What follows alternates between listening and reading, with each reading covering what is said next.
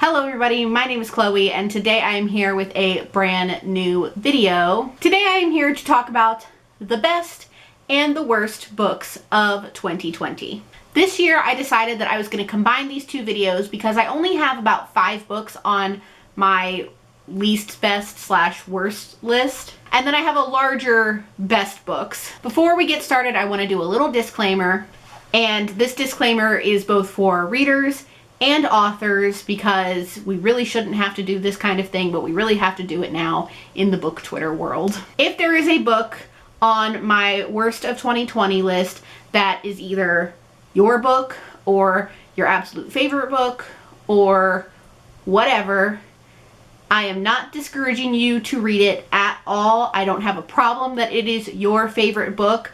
It just did not work out for me, and that is why it is on this list. I shouldn't have to make that disclaimer for authors, but recently in the book world, there have been some authors that have been bitching about their book being on the worst list or whatever, and it's stupid, and I shouldn't have to say it, but I'm saying it. Reviews aren't for authors, they are for readers. Thank you. We're going to start with the worst of 2020 just because that list is smaller, and then we'll get into the best of 2020.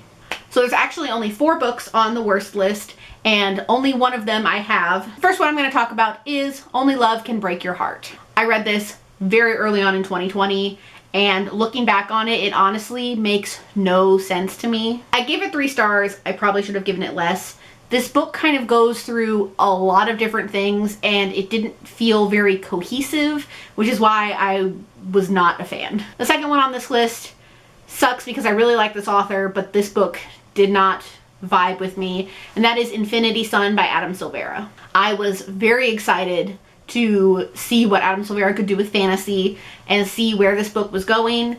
Unfortunately, I think I'm going to stick to Adam Silvera's contemporary work. While this book had some interesting elements, it kind of just confused me, and I found myself bored on some parts.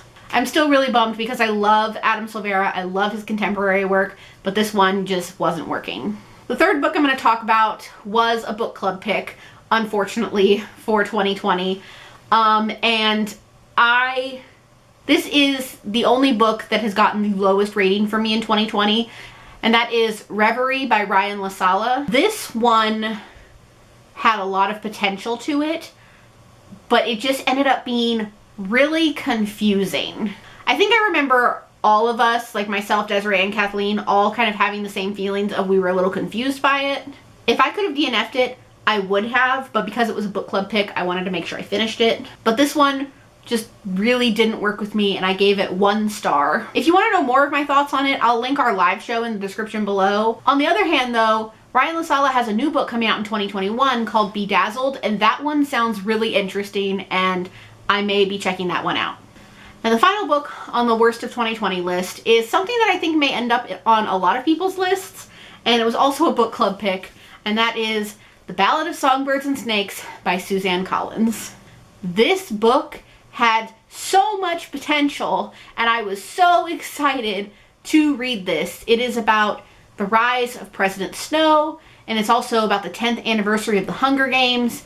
It had so much potential, and then it just went badly. We do learn about the first winner from District 12 in this one. Other than that, this was an unnecessary book. I was hyped for this book, and it just ended up being unnecessary. Again, I'll leave the live show that we did for this book in the description below, but it was not what I wanted at all, and really I don't even know what I wanted, but this wasn't it. Now we're going to get into the best books of 2020. These are in no particular order, but these are just 13 books that I loved in 2020, and I'm really excited to talk about them. Okay, so the first one that I'm going to talk about was completely unexpected for me. This was not on my radar. I randomly decided to do an instant download off of Edelweiss Plus, and I am so fucking happy that I did.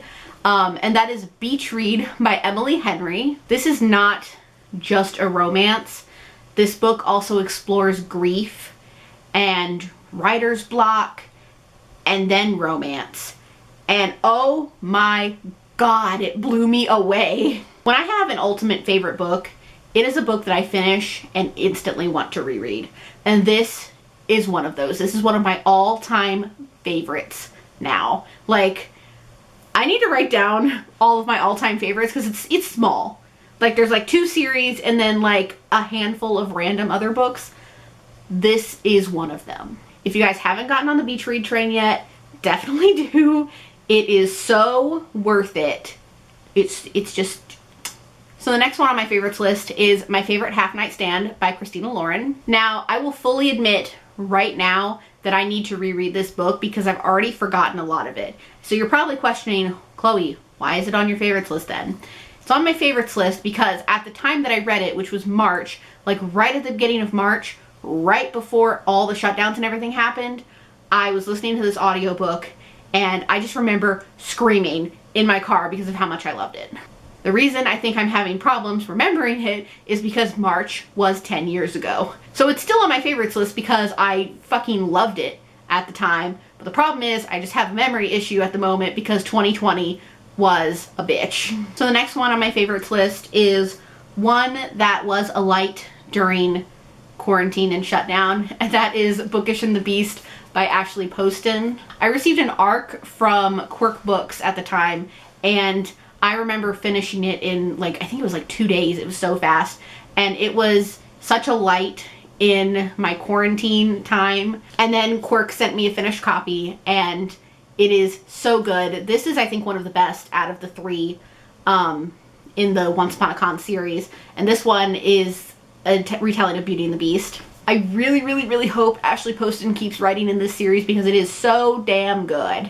So the next one on my favorites list is Party of Two by Jasmine Guillory. This is, I'm pretty sure, the final book in the Wedding Date companion series. This one follows a character that we met in the first book, and now here we are 5 books later, she's getting her own book. I read an arc of this and I just remember at the climactic moment just breaking with this book and with the characters inside of it. If you haven't gotten onto the Wedding Date series, definitely start with the first one because even though they're companions, they will spoil you. So start with the first one and read all of them, and this is the best one. Some people may be surprised by this next book that is on my best of 2020. And I think it's the only, one of the only fantasy books on this list, and that is Six of Crows by Leigh Bardugo. I read this for a secret TBR, which I'll link in the description below, where I read high fantasy books, and I loved this one. Now, it wasn't like a 5-star, it was actually a 4-star, but I was just obsessed with everything. And I think Kaz is a secret cinnamon roll, and it was just amazing. I can't say the same for Crooked Kingdom because I did not like that as much as this one, but this one was fantastic. I'm so glad that I was able to come back to this book because I did try and read it like last year or the year before, and it wasn't vibing with me, but I came back at a later date and enjoyed the hell out of it. Next on the best list is The Friend Zone by Abby Jimenez. This was so close to being a 5-star read, except for something that happened in the end, no spoilers, but there was something that happened towards the end that just kind of, it didn't ruin it, but it bumped it down to 4 stars. When I say it was so close to being 5 stars, it was so close to being 5 stars. I mean, I have nothing to say other than it was so close, and it's definitely, it's not my favorite of all time, but it broke me, which is why it's on this best list. The next one on this list I picked up on a whim. It really wasn't on my radar, but I won it in a giveaway, and that is The Life in Medieval Times of Kit Sweetly by Jamie Pacton. This one was so good. I read it in, I think, a day or 2, but I loved it. It's super feminist and like down with the metaphorical patriarchy and just great. I don't even know how to describe this, but if you're definitely into like super feminism reads and down with the patriarchy, even in a restaurant vibe, check this out. It was fantastic. So this next one I read not that long ago, and it is Undercover Bromance by Lyssa Kay Adams. This is the sequel to the companion sequel to the Bromance Book Club. This one follows the character Mac, which we meet in the first book, and I will say that I was not excited to read his story until I read it, and fell in love with it. This book also has some like feminist elements to it. Content warning for harassment and content warning for sexual harassment in this book. I really love the passion of our female character Liv. Her passion mixed with our main male character just worked so well together. Alright, so I have another Christina Lauren on this list, and it is In a Holidays by Christina Lauren. I know this is super holiday themed, but it was amazing. This one follows Mei Lin, who is stuck in a Groundhog Day-esque time loop where she is reliving her Christmas vacation over and over again. The relationship in this is so good. And if you like rom-coms, if you even like Groundhog Day, the movie, definitely check this one out. Oh my god, I am so happy I read this. I'm definitely going to reread it next year during the holiday season, and this is probably what's getting me more into Christina Lauren at the moment. So these next two books are actually both by the same author, and they're also set in the same universe, and that is Beauty and Beastly and Hauntings and Humbug by Melanie Carsack. So this is a steampunk Beauty and the Beast retelling, and this is a steampunk retelling of A Christmas Carol. Both of these books are set in the same universe, and both of them were 5 stars. I think this one is slightly more my favorite than this one. I'm not sure. Starting with Beauty and Beastly, this was such a fresh take on the Beauty and the Beast story. Specifically because it is steampunk, the Beast is an automaton, which I thought was so interesting. And it's set on this island that she gets like shipwrecked on. It was so interesting. This one is a steampunk retelling of A Christmas Carol. Instead of having Ebenezer Scrooge, we have Ebony Scrooge. She just has so much grief and such a history that is explored in just 92 pages. Check out both of these. These are so good. This next one is another holiday themed read, and it is One Day in December by Josie Silver. I have to say that Desiree from Libri Labra was correct. She knew I would love this book. She's right. I loved it. It follows 2 people set across 10 years, and it is just amazing. I will say that if you pick this up, definitely consider listening to the audiobook. The narrators are so good that it makes it's not even like I'm listening to a book, it's like I'm listening to a television show or a movie. I don't know, they were just, probably their accents, but it was just amazing. The final book is one that snuck in the last week of December when I read it. And it's actually an ARC. It's already out by the time you guys are seeing this video, but I read it about 2 weeks before it came out, and that is Happily Ever Afters by Elise Bryant. I wrote a little mini review for this on Goodreads, so I'll link it in the description below.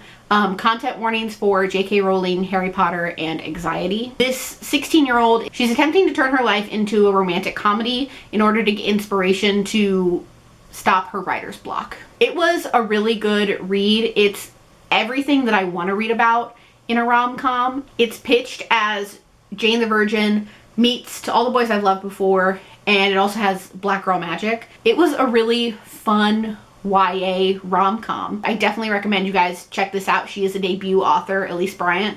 Definitely check this out. She is going to be on my radar for everything else that she publishes from now on. That is everything.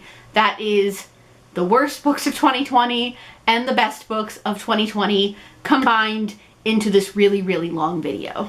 Thank you all so much for watching. I am so tired after filming all of that, and that's all I have for this video today. Down below in the comments, let me know if you guys read any of these books. Let me know what your worst books and your best books were of 2020. If you like what you see here, please go ahead and click subscribe. I post new videos every Wednesday and Saturday, so click subscribe so you can be updated for when I post those. Thank you all so much for watching. I'll see you guys in the next one. Bye! In the darkness, I don't feel so cold.